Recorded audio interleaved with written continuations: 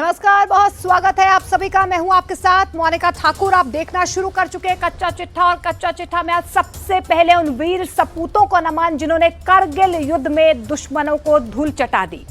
आज देश विजय दिवस मना रहा है। इस मौके पर प्रधानमंत्री नरेंद्र मोदी ने द्रास में करगिल युद्ध स्मारक पर वीर शहीदों को श्रद्धांजलि अर्पित की। बॉर्डर से प्रधानमंत्री नरेंद्र मोदी ने पाकिस्तान को फाइनल वार्निंग दे दी है।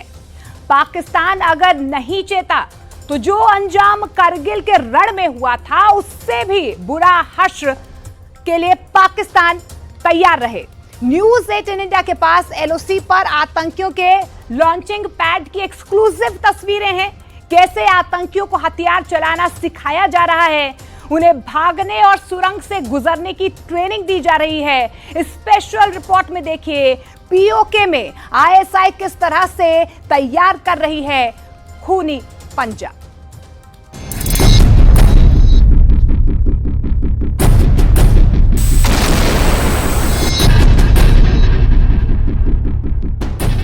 पाकिस्तान ने अतीत में जितने भी दुष्प्रयास किए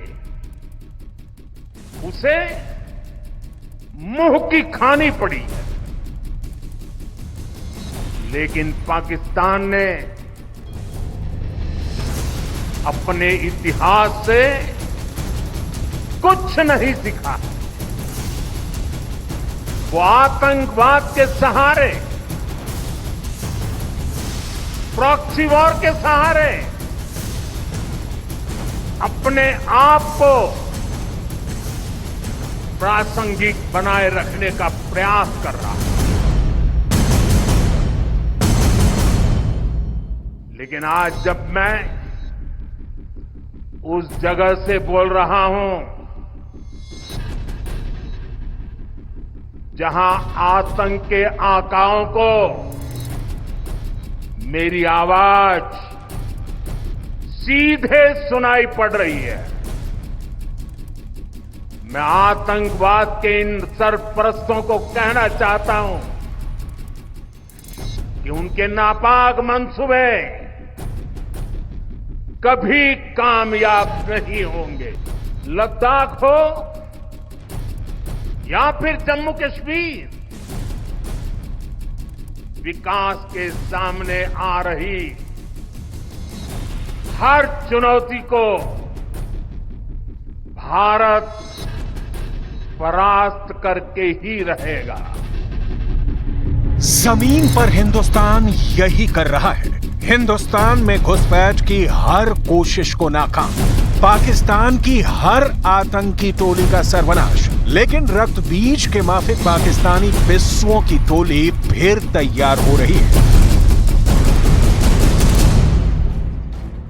न्यूज 18 इंडिया के पास है पीओके में आतंकियों के लॉन्चिंग पैड की एक्सक्लूसिव तस्वीर। पीओके में हिंदुस्तान के खिलाफ आतंकी को दी जा रही ट्रेनिंग की रिपोर्ट। घुसपैठ से पहले आतंकियों को रखा जाता है किस तरह के कैंपों में, इन सबकी डिटेल सबूत समेत आपको दिखा रहे हैं। घाटी के सुकून को छीनने की हर पाकिस्तानी कोशिश बेनकाब कर रहे हैं। सबसे पहले देखिए उन आतंकियों की तस्वीरें।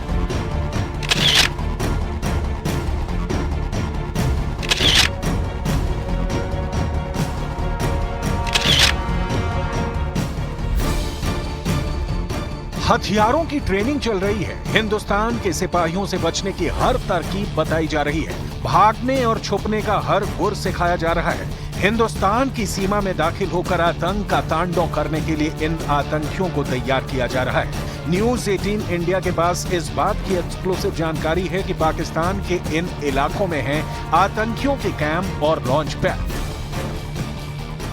मटेवाला, हेडरमाला, शहनशाह, शकरगढ़, सियालकोट, जफरवाल में ट्रेनिंग ले रहे हैं आतंकी। ये आतंकी बाग, कोटली, नल्ली, समानी, तरकुंडी, नकियाल के जरिए हिंदुस्तान की सीमा में दाखिल होने की कोशिश में है।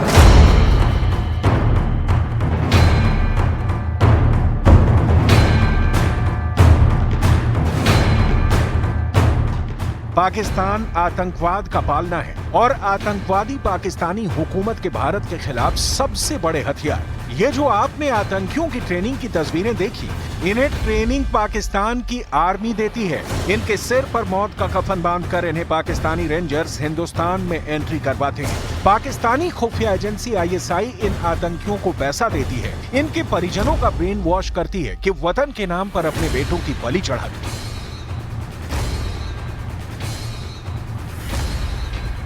पाकिस्तानी खुफिया एजेंसी आईएसआई और पाकिस्तानी रेंजर्स आतंकियों की घुसपैठ करवाने में पूरी तरह मदद कर रहे हैं। बड़ी संख्या में घुसपैठ करवाने के लिए आतंकियों की नई टोली को हथियार चलाने की ट्रेनिंग दे रहे हैं।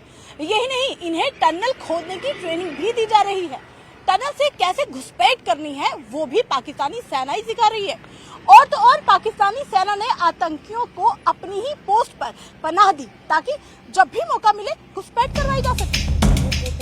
लाइन ऑफ कंट्रोल के पास आतंकियों की मौजूदगी की तस्वीरें पहली बार सामने नहीं आई हैं। ना ही पाकिस्तानी आर्मी आतंकियों के नकाब में अपने मंसूबे पूरा करने के लिए नापाक कोशिश में है।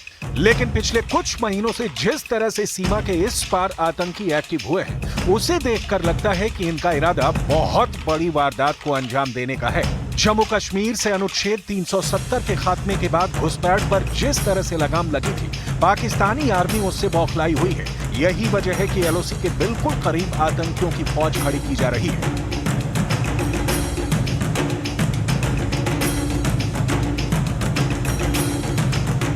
पीओके में प्रशिक्षित आतंकवादियों को हथियारों के साथ रूट दिखाने के लिए एलओसी के करीब लाया गया है। पाकिस्तान की एक और नई साजिश का पर्दाफाश न्यूज 18 को मिली तस्वीरों ने किया है। ये तस्वीरें बयां कर रही हैं कि पाकिस्तान की खुफिया एजेंसी और आतंकी संगठनों द्वारा लाइन ऑफ कंट्रोल और अंतर्राष्ट्रीय सीमा के नजदीक बनाए गए लॉन्च पैड बड़े पैमाने पर बनते जा रहे हैं ताकि ज्यादा से ज्यादा आतंकियों की घुसपैठ एलओसी से करवाई जा सके।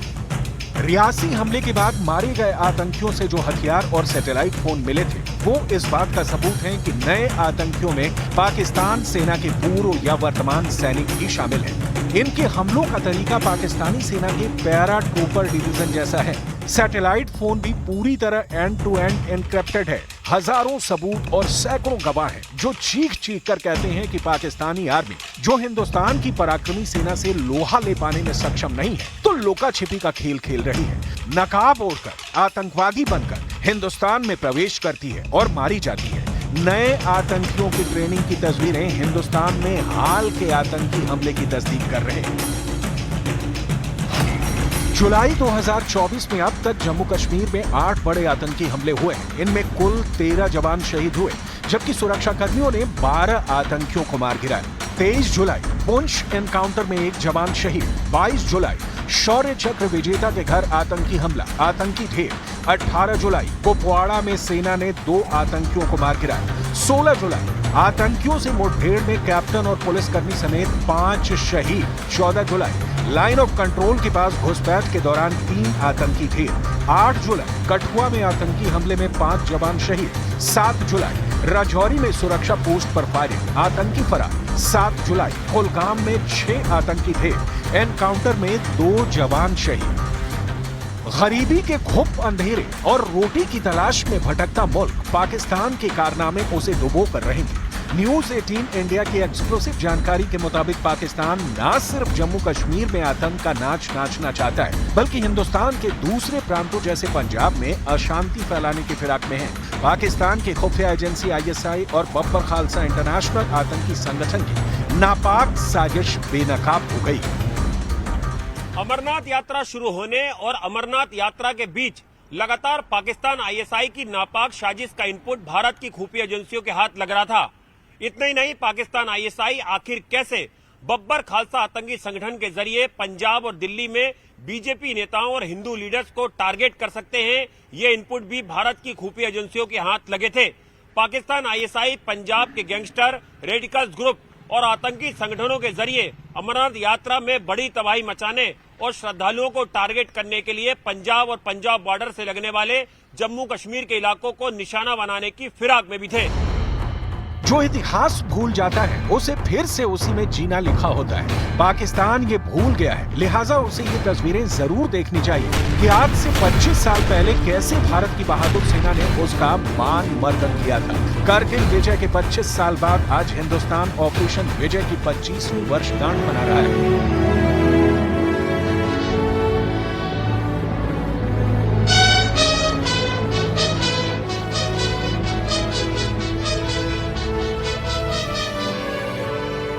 प्रधानमंत्री नरेंद्र मोदी करगिल युद्ध स्मारक पहुंचे, शहीदों को श्रद्धांजलि दी।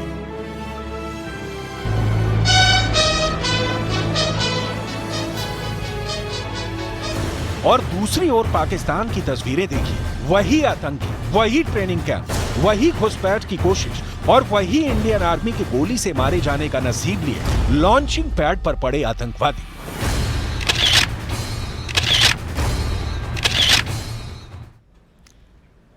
गाजा के खान यूनिस में इजरायल ने बड़ा हमला किया है। इजरायल की आईडीएफ एयर स्ट्राइक के साथ गाजा में जमीनी हमले भी कर रही है।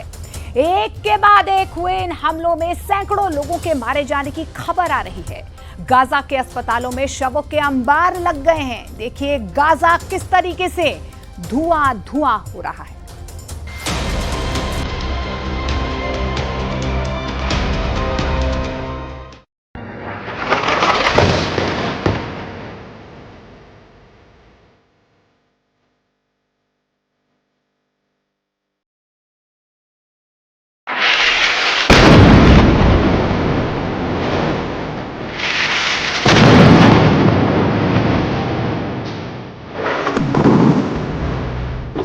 एयर स्ट्राइक से धुआं धुआं गाजा।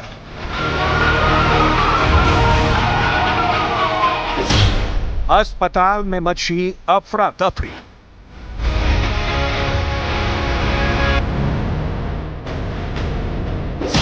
खान यूनिस में भगदड़।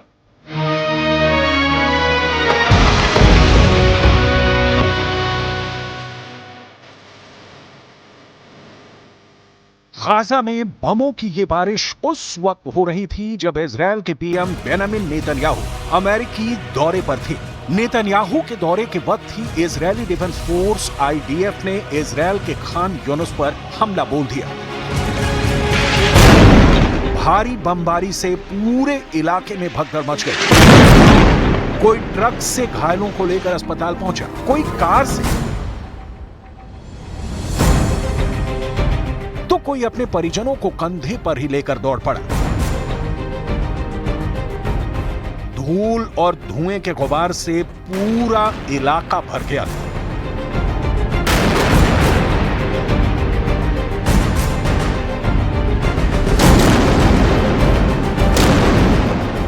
इजरायल के निशाने पर उत्तर गाजा का ब्यूरीज शरणार्थी शिविर और एनक्लेव शामिल था।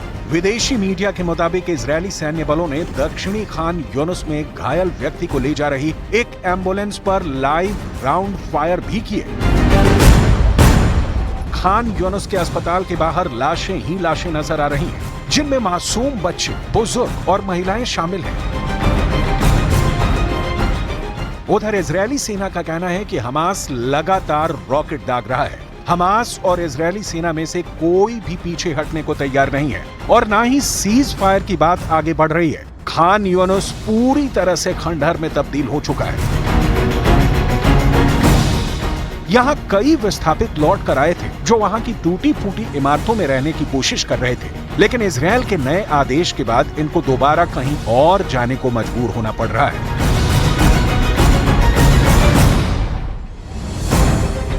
गाजा में इस वक्त कोई भी सुरक्षित नहीं है। करीब 23 लाख लोग बेघर हो चुके हैं और मरने वालों की तादाद सरकारी आंकड़ों से ज्यादा भी हो सकती है। The scale of civilian harm in Gaza was higher than anything that we had documented as an organization in the 10 years that we have been doing this work, and that includes the Russian bombing of Syria, the US-led coalition against the against the Islamic State, and also a number of other conflicts, including parts of Russia's war with Ukraine, though not all of it. एक तरफ Israel अपनी जिद पर अड़ा है तो दूसरी ओर America लगातार नेतन्याहू पर युद्ध विराम के लिए दबाव बना रहा है। ऐसे वक्त में करीब 4 साल बाद नेतन्याहू ने 25 जुलाई को व्हाइट हाउस में राष्ट्रपति जो बाइडेन और उपराष्ट्रपति कमला हैरिस से मुलाकात की। अमेरिकी उपराष्ट्रपति और राष्ट्रपति चुनाव के लिए डेमोक्रेटिक पार्टी की उम्मीदवार कमला हैरिस ने इजराइल के प्रधानमंत्री बेंजामिन नेतन्याहू के साथ बातचीत में कहा कि वो गाजा की पीड़ा के बारे में चुप नहीं रहेंगे। क्रिया अमेरिका में हुई तो उसका जवाब आया तेल अवीव से। इजराइल के सुरक्षा मंत्री इटमार बेन गविर ने एक्स पर जवाब दिया कि कोई संघर्ष विराम नहीं होगा। मैडम कैंडिडेट, बाइडेन से रिश्तों में तल्खी। दक्षिणपंथी कही जाने वाली लिकुड पार्टी के नेता नेतन्याहू और मध्यमार्गी विचारधारा वाली डेमोक्रेटिक पार्टी के नेता बाइडेन के रिश्तों में हाल के कुछ दिनों में जबरदस्त उतार चढ़ाव देखे गए हैं। साल 2020 के बाद नेतन्याहू पहली बार व्हाइट हाउस गए हैं। पिछली बार जब वो व्हाइट हाउस गए थे तब अमेरिका के राष्ट्रपति डोनाल्ड ट्रंप थे। ये मुलाकात ऐसे समय में हुई है जब गाजा में 9 महीने से जारी युद्ध को खत्म करने के लिए जो बाइडेन इजराइल और हमास के बीच संघर्ष विराम होने और गाजा में बंधक बनाए गए बंधकों को 3 चरण में रिहा करने के समझौते के लिए दबाव डाल रहे हैं। व्हाइट हाउस के अधिकारियों ने बताया कि बातचीत अंतिम पड़ाव पर है और कुछ मुद्दे बचे हैं जिनका समाधान किया जाना है। नेतन्याहू बाइडेन से मुलाकात करने के बाद हमास की तरफ से बंधक बनाए गए अमेरिकियों के परिवार से भी मुलाकात करेंगे।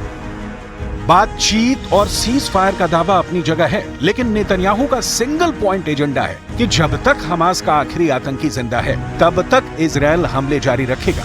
वफा समाचार एजेंसी के मुताबिक आईडीएफ ने वेस्ट बैंक के उत्तर में नबलस के पूर्वी इलाके में छापेमारी के दौरान 7 फिलिस्तीनियों को हिरासत में ले लिया। फिलिस्तीनी सुरक्षा और स्थानीय सूत्रों ने समाचार एजेंसी के स्थानीय सूत्रों ने ये जानकारी दी कि कई इजरायली सैन्य वाहनों ने आस्कर शरणार्थी शिविर के पास आंसू गैस और स्टन ग्रेनेड के साथ हमला किया। छापेमारी के दौरान 7 लोगों को हिरासत में लेने की खबर है। हिरासत में लिए गए सभी फिलिस्तीनियों को अज्ञात जगह पर पूछताछ के लिए ले जाया गया है। आईडीएफ को शक है कि ये लोग हमास से जुड़े हो सकते हैं। मार डाले 100 आतंकी। एक तरफ फिलिस्तीन का दावा है कि इजरायली हमले में निर्दोष फिलिस्तीनी मारे जा रहे हैं, तो दूसरी तरफ इजरायल दावा कर रहा है कि उसने हाल के हमलों में 100 के करीब आतंकवादियों को मिट्टी में मिला दिया है। इजरायली सेना खान यूनुस में जमीनी और आसमानी दोनों तरफ से हमला कर रही है। इजरायली सेना ने अपने बयान में कहा है कि दक्षिणी गाजा शहर में आईडीएफ के जमीनी हमले में लगभग 100 आतंकवादियों को खत्म कर दिया गया है। इजरायल की आईडीएफ ने रफा के ताल अस सुल्तान की सुरंग से शाफ्ट और हथियार भी बरामद करने का दावा किया है। आईडीएफ ने कहा है कि पिछले दिनों इजरायली लड़ाकू विमानों, लड़ाकू हेलीकॉप्टर और दूसरे सैन्य विमानों ने गाजा के ठिकानों पर लगभग 45 हमले किए थे। इजरायल के धुआंधार अटैक के बाद भी हमास चुप नहीं हुआ है। हमास की अल कुद्स ब्रिगेड भी इजरायल की फोर्स को लगातार निशाना बना रही है। हमास की अल कुद्स ब्रिगेड ने दावा किया है कि उसके लड़ाकों ने नेट जारिम कॉरिडोर की आपूर्ति लाइन पर इजरायली सैनिकों पर मोर्टार गोले से हमला किया है।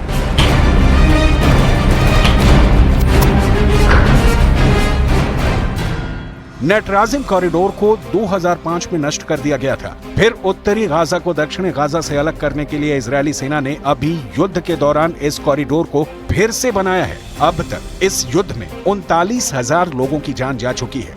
कुल मिलाकर गाजा में अभी चीख है, चिल्लाहट है, आंसू है, धूल का गुबार है और एक अनजान डर है जो कब खत्म होगा इसकी गारंटी किसी के पास नहीं है।